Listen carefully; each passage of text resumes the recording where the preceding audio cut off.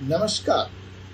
4C supreme law partner के इस नए कानूनी एपिसोड में यूं तो लेकर मैं हाजिर हूं सुप्रीम कोर्ट से एक मुकदमा, लेकिन यह मुकदमा ऐसा है कि देखिए, कुछ मुकदमे होते हैं प्रॉपर्टी से, क्राइम से, खैर वो पूरे व्यापकता में समाज को कहीं न कहीं प्रभावित करते हैं, लेकिन उससे हर व्यक्ति विशेष जुड़ा नहीं। लेकिन कुछ मुकदमे ऐसे होते हैं जो समाज को प्रभावित करते हैं, लेकिन हर व्यक्ति उससे जुड़ा होता है। तो जी हाँ, आज का एक ऐसा ही मुकदमा लेकर मैं हाजिर हूं आपके बीच, जिससे आप बच नहीं सकते। आज कहीं ना कहीं वो मुकदमा आपको प्रभावित करता है, और जिनको आज नहीं करता है वो कल करेगा। जो आज पैदा हो रहा है उसको भी करेगा, जो उम्र के आखिरी पड़ाव पर है उसको भी करेगा, और जो जवान है, जहान है, उसके लिए तो बड़ा महत्वपूर्ण है। तो जी हाँ, ये मुकदमा है पति, पत्नी और सुहागरा। जी हाँ, पति, पत्नी और सुहागरा। अब कहिए ये कैसा मुकदमा है? मुकदमा ऐसा है कि सुहाग रात के दिन पत्नी ने इजाजत नहीं दी, और आप समझ रहे हैं कि आप जो शादी हो गई तो आपका तो राइट है, लेकिन पत्नी का मन नहीं है, पत्नी थकी हुई है, पत्नी इजाजत नहीं देती, पत्नी मेडिकली फिट नहीं है, और आपने उसके साथ पति और पत्नी वाला संबंध बनाया। तो क्या यह संबंध बलात्कार की कैटेगरी में आएगा? यह सवाल बड़ी शिद्दत से सुप्रीम कोर्ट के सामने इस वक्त खड़ा है कि बिना पत्नी की अनुमति के, बिना पत्नी की मर्जी के, सो व्हाट, आप मैरिड हैं, आपका हक है, आपका कंजुअल राइट्स है, कानून उसका समर्थन करता है, लेकिन अगर आप संबंध बनाते हैं तो क्या यह अपराध है? क्या यह बलात्कार है? क्या यह रेप है? और आपके साथ वही व्यवहार, वही कानून लागू होगा जो आप मैरिड लाइफ से बाहर किसी भी स्त्री के साथ बिना उसकी मर्जी के, इवन अगर वह एडल्ट है, तो अगर वह बलात्कार है, और बलात्कार की परिभाषा में आता है, तो यहाँ सिर्फ आप शादीशुदा हैं तो आपको मन मर्जी करने का अधिकार मिल गया क्या? यह सवाल का उत्तर सुप्रीम कोर्ट ढूंढने का प्रयास करेगी। थोड़ा पृष्ठभूमि में चलते हैं।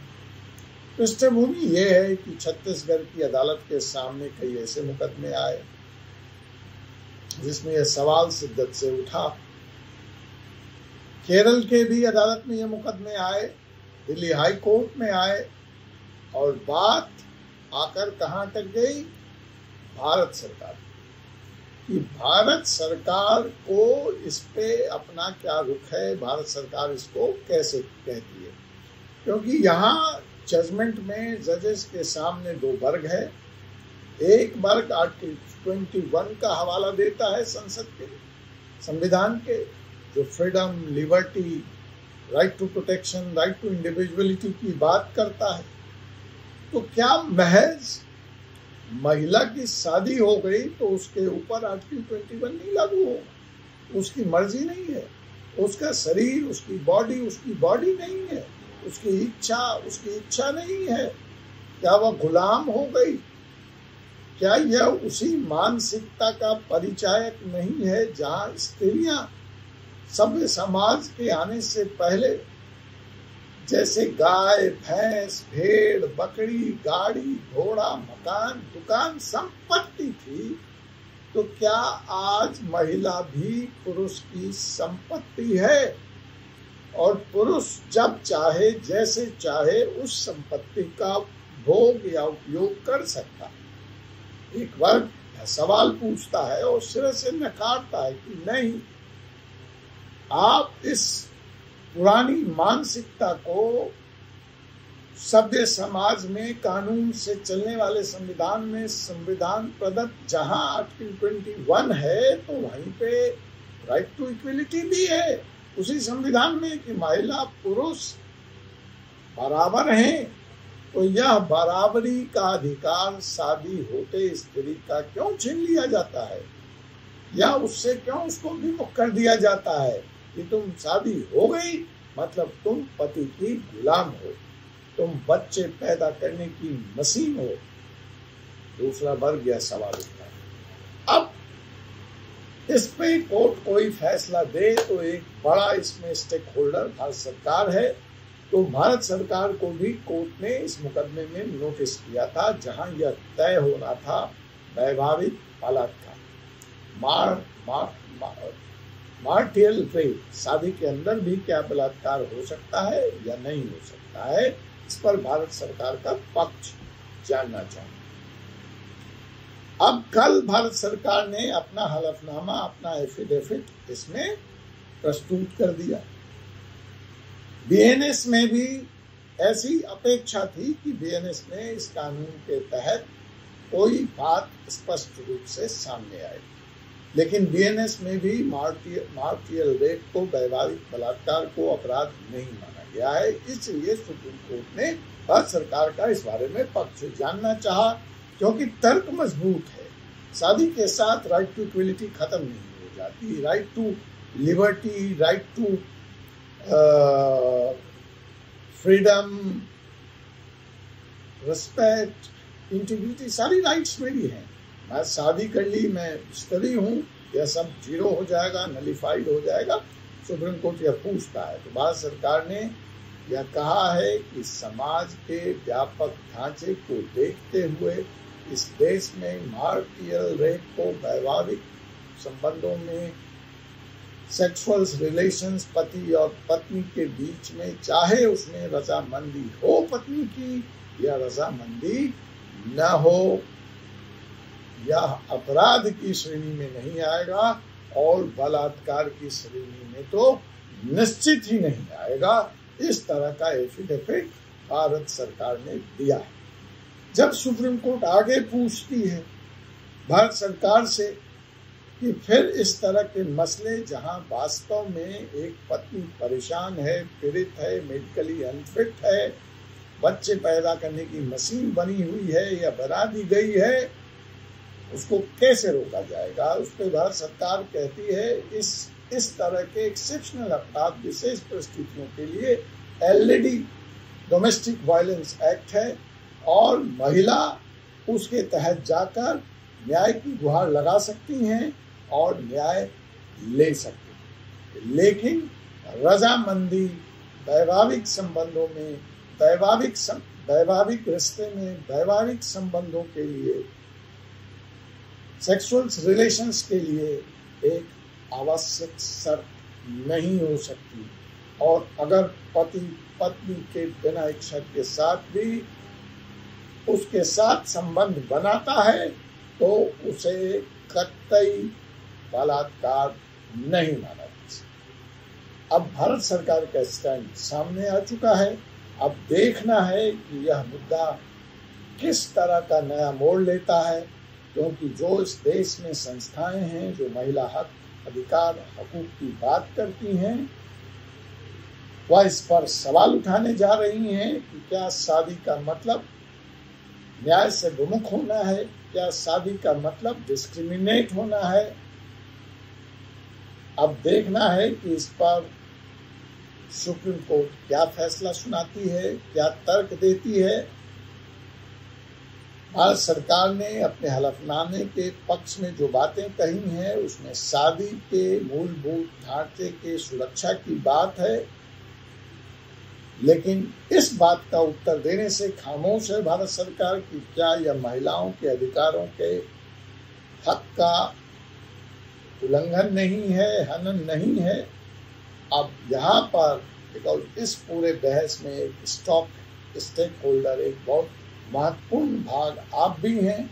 मैं आपसे जानना चाहूंगा कि क्या पति को बिना पत्नी के सहमति के साथ उसके साथ यौन संबंध बनाने का हक होना चाहिए या नहीं होना चाहिए? ये बात आप मुझे कमेंट के माध्यम से बताएं, पहुंचाएं।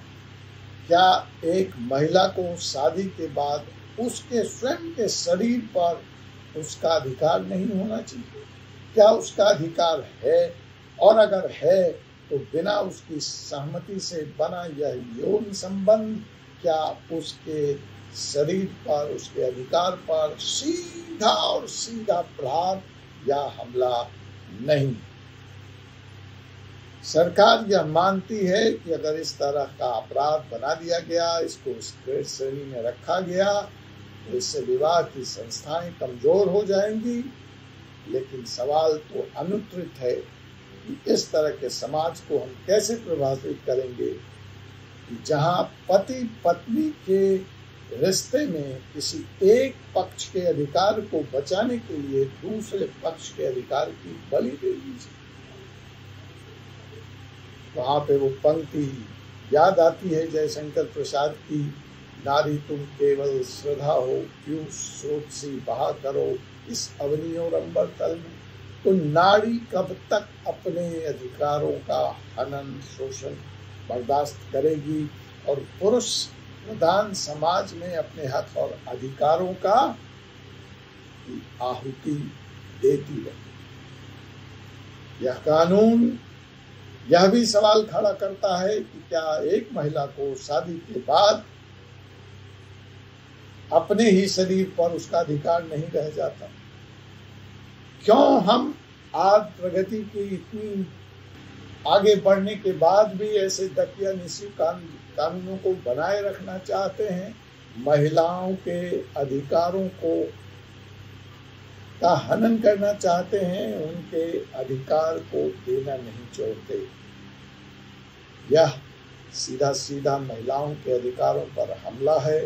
आर्टिकल 21 जो मैं बार बार कह रहा हूं, जो जीवन और व्यक्तिगत स्वतंत्रता की गारंटी देता है, या सेक्स के आधार पर, लिंग के आधार पर महिलाओं से विभेद कर सकता है।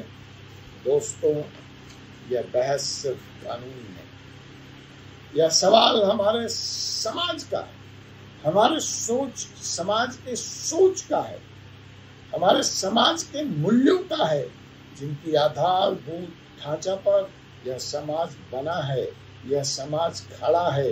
यह समाज कैसे सशक्त, सबल और स्वस्थ कहा जा सकता है, जहां एक पक्ष को दूसरे पक्ष के द्वारा दबाया जाए।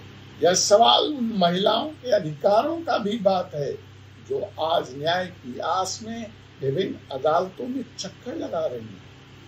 अगर पति पत्नी का रिश्ता प्यार और समझदारी पे आधारित है, कानून यह बात करता है, तो वैवाहिक संबंध, यौन संबंध में आते हुए वह प्यार और समझदारी कहाँ चली जाती है? उसकी तिलांजलि क्यों?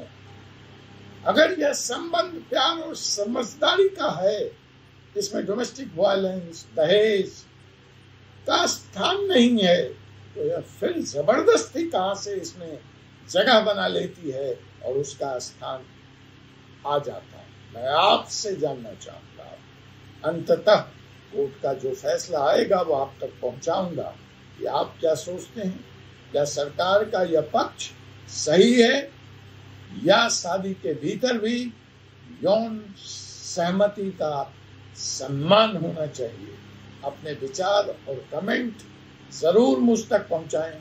हमारे चैनल को सब्सक्राइब करें और इस वीडियो को शेयर करें, ताकि जनता का यह संदेश, समाज का यह संदेश दूर दूर तक पहुंचे, उन व्यक्तियों तक पहुंचे जो इस मुद्दे को समझने की जरूरत रखते हैं।